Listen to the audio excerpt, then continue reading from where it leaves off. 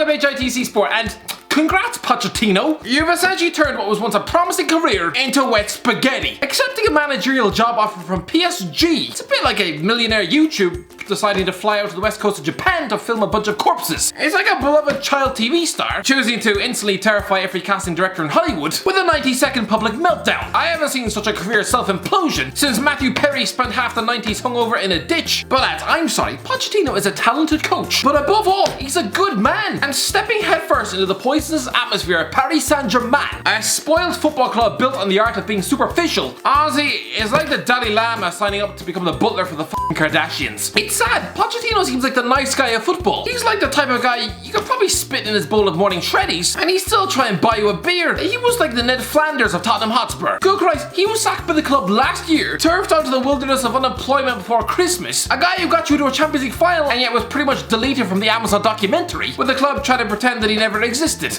And yet within 6 months, there's no bitterness. He's still posing with his son on Instagram wearing a Tottenham t-shirt. Honestly, this man could probably catch his wife in bed with his brother, and he still offered to make them both a chamomile tea whilst watching reruns of Only Fools and Horses. So to see him in the clutches of PSG, a club so dripping in fakeness, it might as well come complete with a pair of silicone nipples. This is a club who talked themselves up as some sort of European superpower. Why, just because some Qatari prince suddenly got bored of throwing all his money in Jaguars and mansions? A bit like with Brooklyn Beckham or Jaden Smith. Take away Daddy's credit card and see how you do in the real world. Because let's not forget, before the takeover in 2011, it only ever won the French League twice, and not since 1994. And this being a supposed Farmers League, let's not forget. Christ above, in 2008, they ended the season 3 points off battered relegation. PSG is the Instagram club. A club built on signing shiny, marketable attackers for a club craving validation from strangers on the internet. Yeah, it's a club who filled their team with Neymar and Mbappe, but it's also a club who spent £50 million for their services of David Luiz. A club with so much cash plugged into every orifice of their body. They're so out of touch with what value for money actually is. Good Christ, ask the president of that club what's the price of a bottle of milk. And it'd be like asking Adam Johnson the legal age of consent. Sure, he'd probably tell you, but not until he spent about 10 minutes googling it on the web. If we were to describe PSG as a human being, just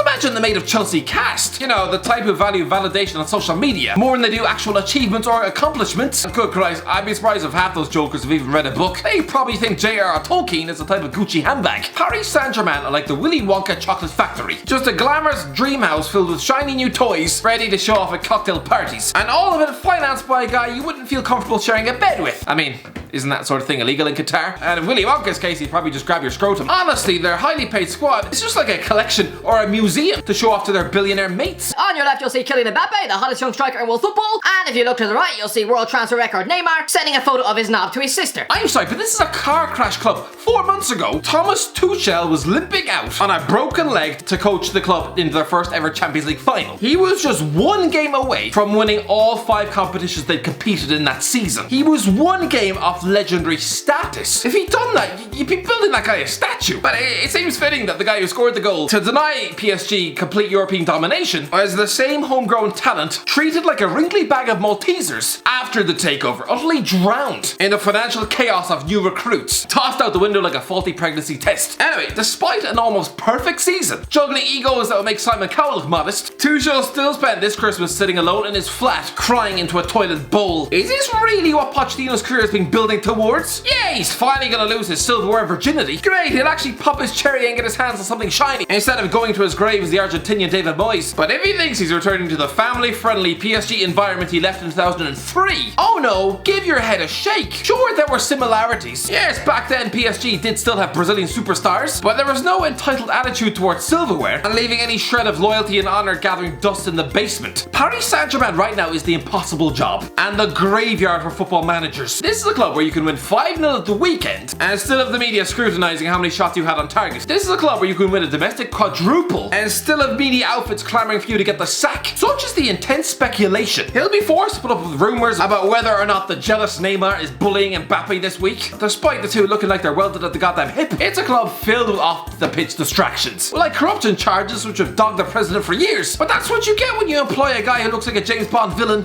Oh, by the way, trying to hit 500,000 subscribers as soon as possible. Come on lads, we can't let Thogged In and Thogged Dad beat us to the punch. So if you'd like to join this battle, hit that subscribe button. You'd be one of the greatest people on planet Earth. Right, let's get back into it.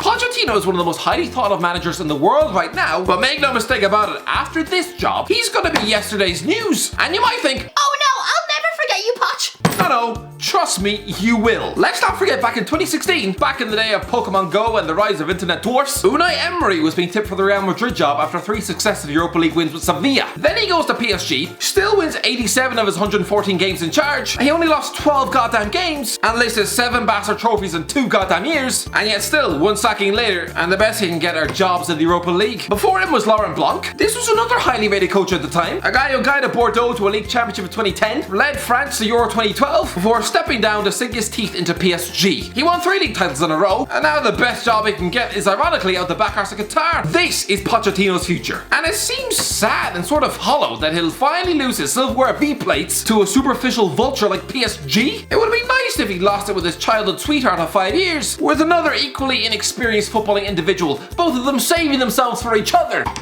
Instead it's Christ above. It's like a 16-year-old Pokemon enthusiast deciding to find the red light district in Amsterdam. To be honest, I'm probably just bitter because I lost my V-card to a couch. No, Poch, you deserve better than this. PSG are going to utterly eat you alive. Tuchel is a top coach, but clearly struggled to command the respect from bona fide world stars. Guys with enough money to have him killed without questions. Price of world champion Kylian Mbappe and Adrien Rabiot couldn't even be trusted to turn up to training on time. If you're a footballer, you have very few jobs to do. Waking up before noon is one of them, and shouldn't be too much to ask. Imagine a PSG president introducing Pochettino to the players on the strength of his resume. Now, we know you weren't impressed by the last guy, but don't worry, here's a guy you might remember from finishing 8th in the league with Southampton and also reached 2 cup finals with Tottenham. Now he didn't win any of them, but he got Harry Winks playing well and beat Hull 7-1. Right, so the PSG players will probably get instantly sick on the floor, because the serial winners like them, it would probably be akin to taking orders from the canteen dinner lady. Man United willing to pay world record fee for Mauricio Pochettino with Spurs manager the only name on the list. You might as well frame this headline on your mantelpiece, because this was the moment your footballing career peaked. It's never getting any better than this, because in 5 years, when you're stuck on the couch and linked with the vacant gigs of Villarreal, PSV and West Ham, at least you could look back on this moment when you were once seen as the most promising manager in world football. Mauricio Pochettino happy at Spurs but keeps Real Madrid door open. Yeah, stick that one on the fridge too, because in 5 years, that's gonna look pretty laughable. It's a shame because Pochettino belongs at Old Trafford. That is a setup perfect for him. A club actually built on history and tradition. Instead of PSG pumping themselves with Botox and false eyelashes, Man United actually have a long-standing European pedigree. They actually have a reliance on their youth academy. PSG's youth academy is so make-believe it might as well be called Hogwarts. Honestly, if you wanted to visit the PSG Academy, you'd probably have to run through a wall at King's Cross. Don't do that though, you'll probably get chucked in the nut house. Lads, where's the motivation to succeed as a youngster in that academy? Because if you're in there, you have about as much chance of breaking into the first team as I do giving birth to a family of kittens. I don't understand this. 2 years ago, Man United wanted this guy so bad, they were prepared to pay a compensation package of £50 million. Now he's free. He is stuck on the couch. He's even waddling onto Monday Night Football to advertise himself. He was willing to spend 2 hours sitting just 6 feet away from a guy who has real problems controlling his phlegm. That kind of shows you the levels to which he wants a job. And you're willing to just stick with Solskjaer, the guy who just crashed out of the Champions League to a energy drink against a club who are literally just 11 years old. Would you also get beaten up by Jacob Tremblay? I commend the loyalty, but I don't get it. Pochettino has been available for 13 months, during which time you've lost to a team in Kazakhstan, Watford, Burnley at home, Crystal Palace at home,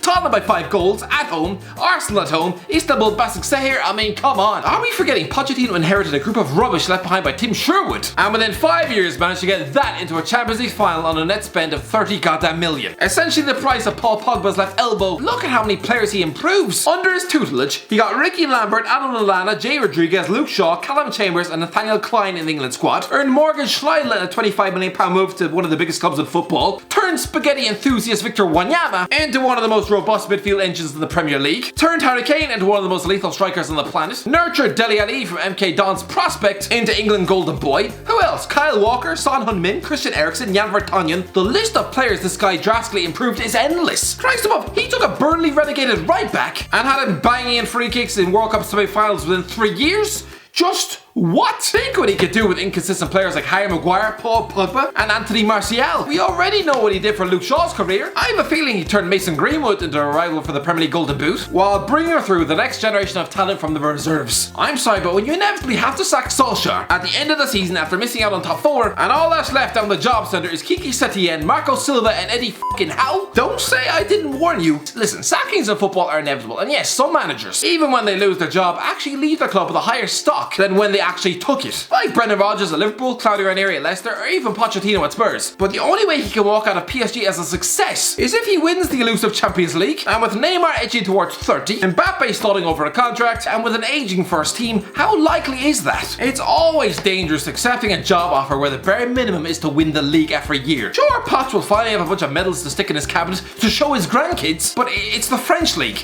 He'd be like Floyd Mayweather bragging to his kids about beating up a former Vine star. Anyway, that's the end of it, lads. Let me know in the comments below. What do you think? Do you think Poch has ruined his career? Let me know in the comments below. Enjoy the video. Don't forget to like, share, subscribe, and as always, I'll talk to you in a while.